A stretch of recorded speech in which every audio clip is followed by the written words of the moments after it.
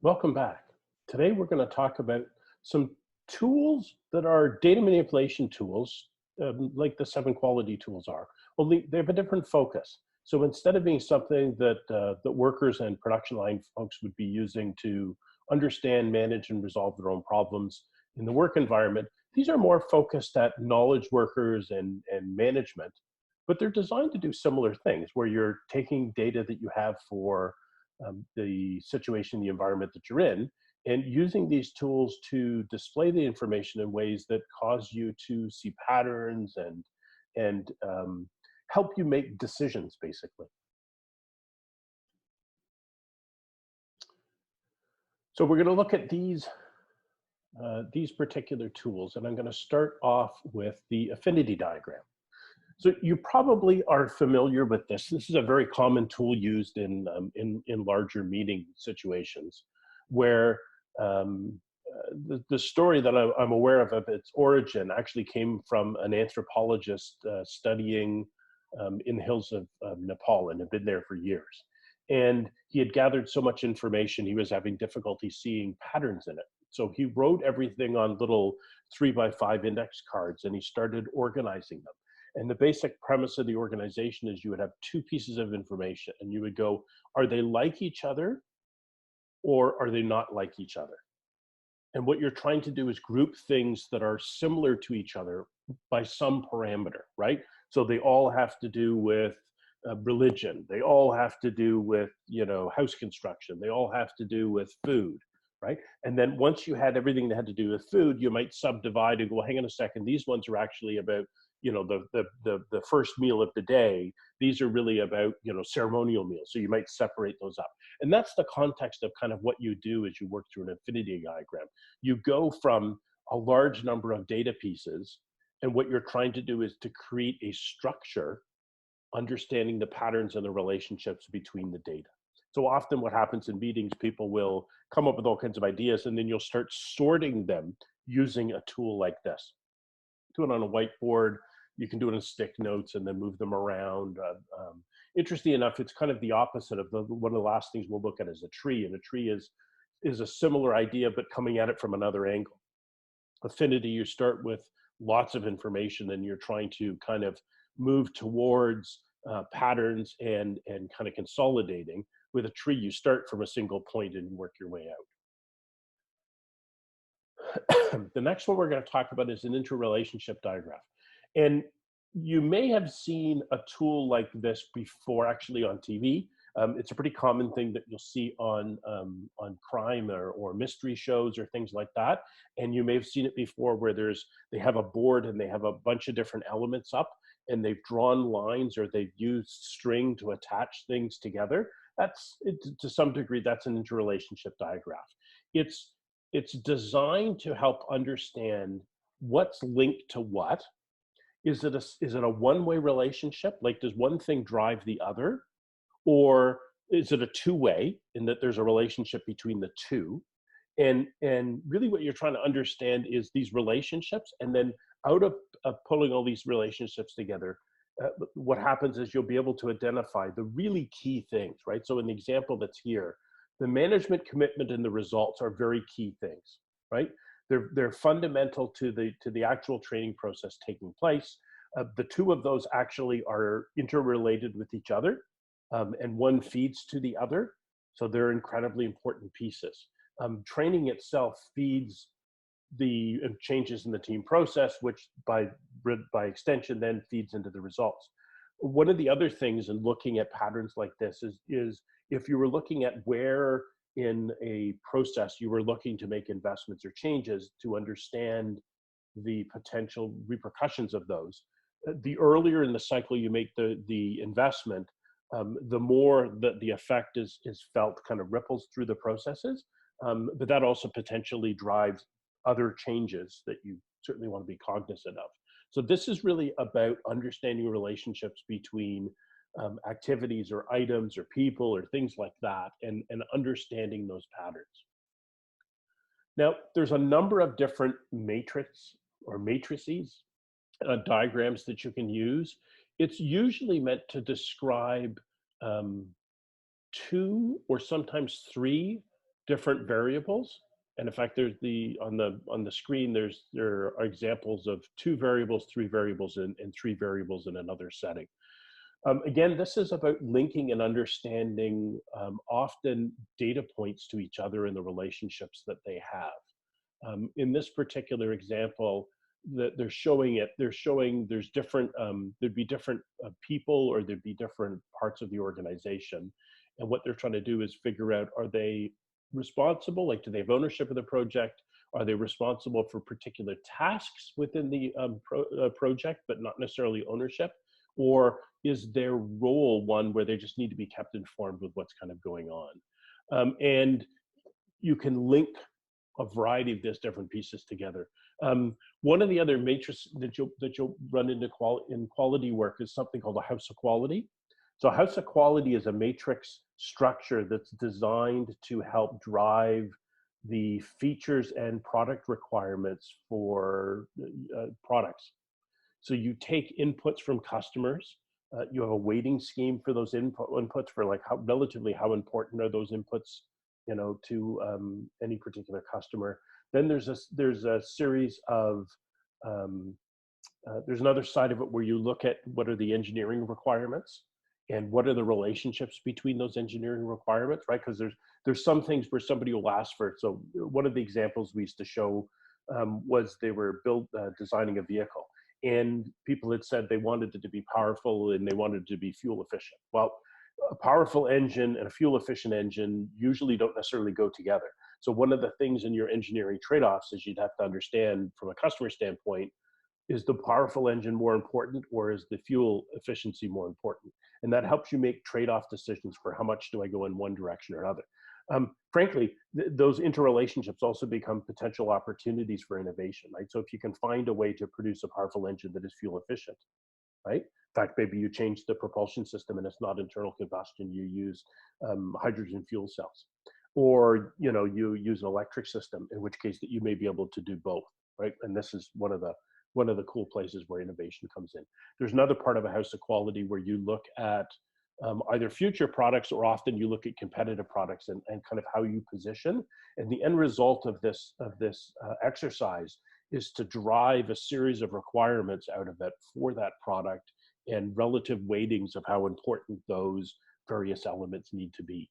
And it's a very systematic approach that allows you to take into account multiple different sides of an issue and multiple different data points in an organized manner. Now, there's also a decision-making tool that's referred to as a priorities matrix. And what this does is it looks at, if I'm trying to make a decision, particularly when I have several different choices and they're not the same choices, right? Some have some aspects of it that, you know, that it does, and maybe there's some other features that this other one doesn't have, and one's this price and one's that price, and, you know, one requires us to buy additional hardware, another one doesn't, and so they're not the same. And what you're trying to do is figure out, well, what's the right choice to make? So what you start off with is deciding on, you know, so what are your decision criteria? So what are the things that are important to you? And then what's the relative weight of that importance? Because not everything is equally important. It's very unusual for everything to be of the same relative importance. And once you figure out your criteria and your weighting of the criteria, then you start ranking each of the individual choices on those elements and by that weighting. And it numerically drives a score at the end that basically tells you what's the best decision to make. So in the example, sorry, I just got a little something under my eye here. In the example here in the slides, they're looking at a number of different vehicles. And attributes that they're looking at are handling, acceleration, comfort, and price, right? And then they're putting weightings with them. And one of the things that you notice about the weighting scheme that they're using, and this is actually a really good tool to use when you're using any kind of a matrix kind of approach, is it's a non-linear scale. It's not a 1, 2, 3, or 1 to 5 or whatever. You notice it's 10 is the highest, and then 1/10 is the lowest. Right? And it makes pretty significant jumps up. The reason you would use a non-linear scale is, one of the things you want to do in a tool like this is you want to have the right answer pop out at you. And when you choose a nonlinear scale, it tends to make the data pop. If you use too finely a graduated scale, sometimes the picture is not clear that emerges. So you're often better off to choose something like that, right? So, one of them, comfort is the greatest thing, price is not so good, acceleration is just okay. You know, Another one, the comfort is not so good, and but the handling is great, and something else, and it's a way of reconciling all of those things together, right? So you would take all the various different choices and you would rank them on the various different attributes, and you would apply the relative weighting of each of the attributes, and that ultimately drives an overall value. And that overall value tells you which choice is ultimately the best choice based on your criteria.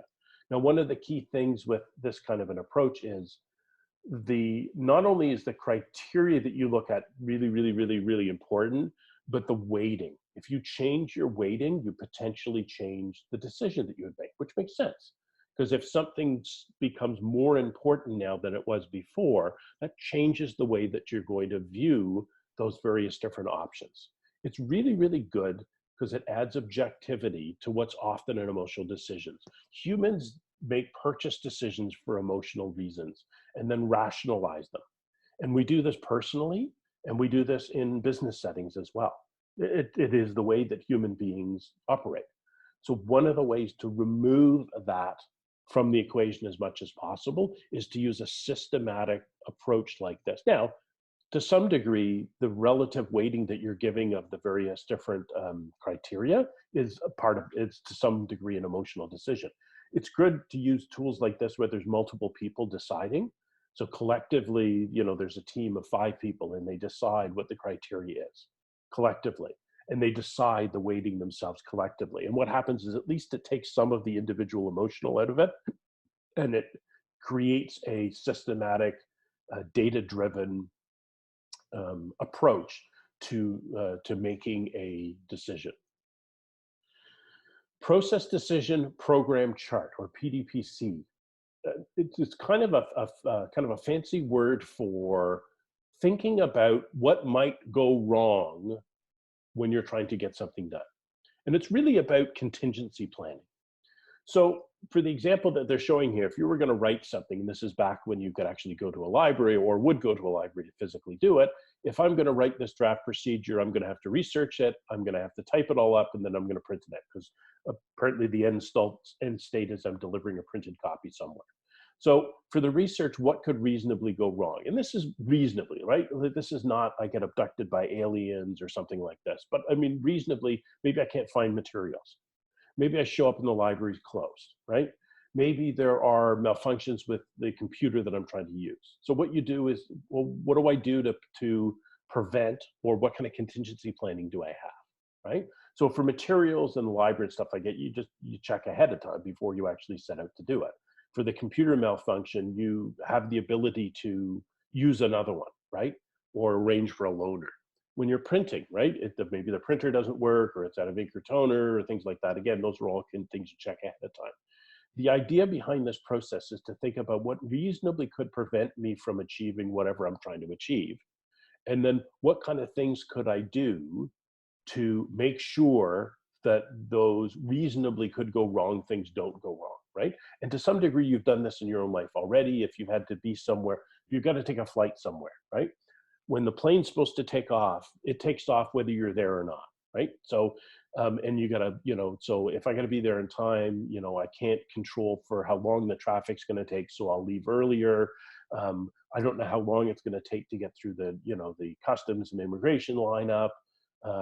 But if I have all my documentation on my passport and all that stuff done properly ahead of time, so you already go through this kind of a procedure, right? So I'll leave earlier, I'll take this, if this road is too clogged up, I'll do this other one right before the house. I'll check I'll check the traffic at that point, and then decide whether I'm going to take one route or a different route, and it's all this, what reasonably could go wrong, and then what kinds of contingencies can I put in place.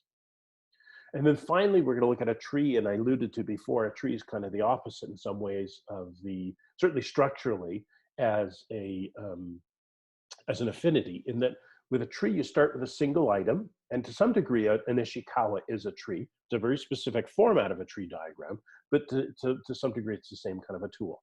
In this particular case, right, I have an issue that there's no solder in a hole in a circuit board. So it could be the board itself could be contaminated. There could be an issue with the components. There could be an issue with the way the area has been masked off. If it's contamination, is it contaminated in storage, or is it based on handling? If it's components, is it something to do with the solderability of the component itself? So the material it's made out of, is it as well potentially a contamination issue, or is there something wrong with the way it's being installed? And for the masking, you're looking at, is it a plug or a tape installation issue or whatever? And so this one is very much kind of like an Ishikawa, in that you're looking at a particular issue, you're looking at potential causes of the issue, and then you're kind of extending those causes and going, well, more specifically, could it be this, or it might be this, or it could be this.